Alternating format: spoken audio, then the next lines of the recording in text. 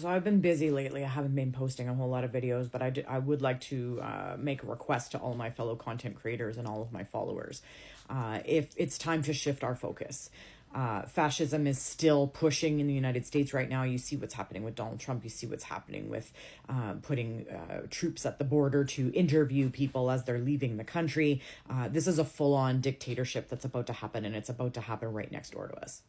So the problem is that this is going to affect us regardless of what goes on in the United States. It's going to start affecting Canada, and we need to be prepared for that. And we can't convince the Maple MAGAs anymore. We're wasting our time trying to defend Mark Carney and convince the Maple MAGAs that they're wrong and whatever. It's a waste of energy at this point. What we need to do now is get more people paying attention.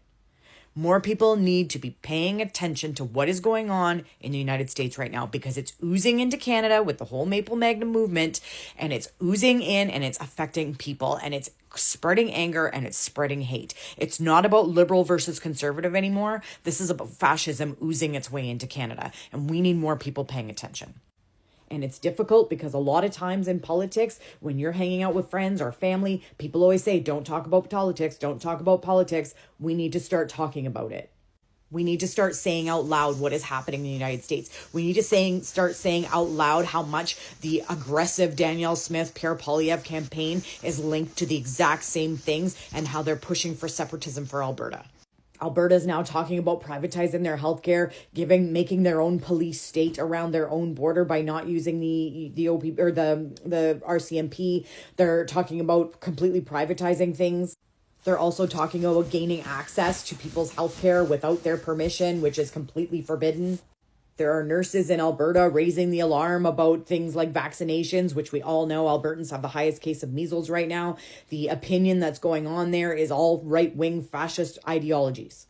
So just because the election is over does not mean this threat is gone. We still have an immense amount of work to do. And like I said before, if you can't be somebody that stands and puts videos out there, that's fine. But maybe you need to start having one-on-one conversations about people in politics. Maybe bring it up when you're out in the smoking area at work. Maybe bring it up with a family member you haven't talked to for a while. Hey, did you see what's going on in the US? Have you been paying any attention to that? And see what their response is. Make sure we're getting the word out, that people know how serious things are getting in the United States right now, and how seriously it's oozing into Canada, and we need to stop it. So don't focus on the Maple MAGA anymore. They are a waste of your time. They are so far gone down the rabbit hole, you are not bringing them back. We need to focus on the ones who voted in this election simply because, I didn't like things the way that they were, so it must have been the Liberals' fault since they were in power for 9 years, so now I'm going to vote the opposite. Those are the people we need to engage. Those are the people we need to be talking to, because the other ones are a waste of our time. Focus on the people who did not care and were not paying attention, that were easily swayed by a conversation at Christmas dinner. Hey, stuff in the country's not so good, is it? Yeah, no, I'm not doing well either. Who's been in power the last 10 years? Oh, the Liberals? Yeah, it must be their fault. Okay, I'll vote Conservative. Those are the people we need to focus on, because anything else is just a waste of your time. This fascism is coming for Canada. It hasn't stopped. Just because the election's over, it hasn't stopped. And more people need to start paying attention to what's happening. So start talking. Start bringing politics into the forefront. Start bringing politics into the conversation. Stop calling politics a taboo subject, because politics are no longer just politics anymore. It's no longer politics because it's about policy. It's not about policy. It's about control. It's about control of other people. And your political view is now either going to align with that or it's going to unalign with that. And you need to start calling the people around you out about this and find out where they lie, because their ideologies are now their politics. This isn't about policy anymore. This is about blatant abuse of power. And Danielle Smith is pushing this issue. And we need to make sure people are educated on that. So let's make politics not taboo anymore. Let's make it real life conversation. And if you support a party for whatever reason, no matter which side that party is, you should be able to back up why. And if you can't back up why and convince your friends and family that your side is legit, then maybe you should take a step back and think, maybe if all the people around me are telling me that I'm wrong, maybe I should take a look. Maybe if everyone around me tells me I'm a dog, maybe I should turn around and see if I have a tail. But if everyone just sits in the corner and ignores that guy, he's going to get empowered and think that his opinion matters. We need to start calling people out.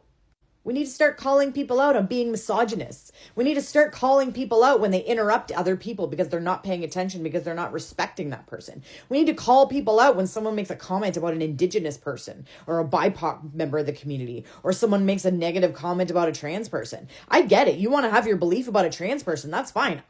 I don't want to hear a negative comment.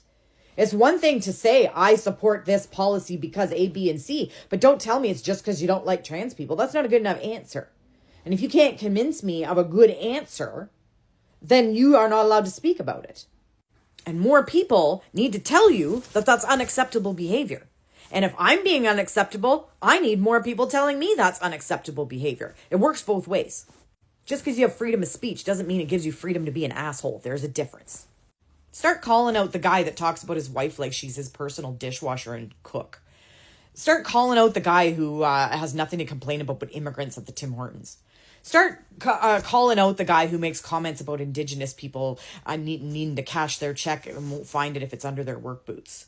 Start calling out racist and hateful rhetoric. Start showing these people it's unacceptable instead of just letting them do it and keeping your mouth shut in the corner. Start calling people out.